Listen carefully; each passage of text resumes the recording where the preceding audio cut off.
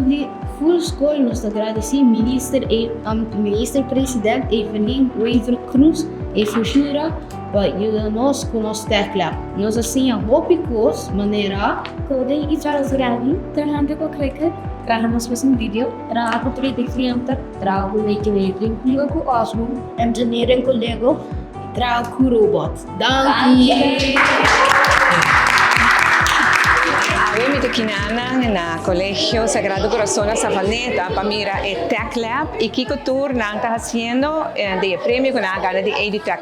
En el ciclo 6 de EduTech nang gana el proyecto de 3D printers y un Cricut printer camino con nang mes por print cualquier material con por diseñado en computer de plástico y también no print t-shirt, no print cups y nang binga idea aquí para hacerle más sostenible y gana un poco fondo para por cubrir gastos en el Tech Lab.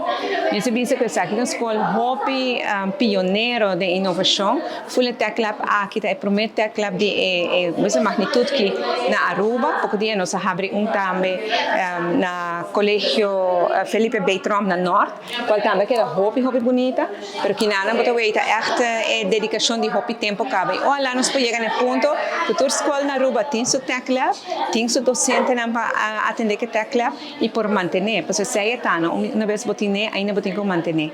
Desde como dirigente tengo gobierno a poner innovación de enseñanza como un punto de prioridad.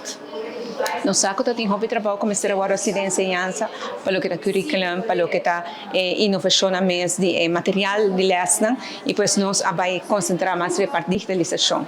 De cuando nos ven con e-learning promedio o con EduTech, que ya acaba nos pone 800.000 florins disponibles para escuelas, que inscribir un proyecto para ganar un proyecto. Ciclo 8 acaba de ser y que ese nos por ser y ahora 2 años de ciclo de EduTech me da hobby orgulloso.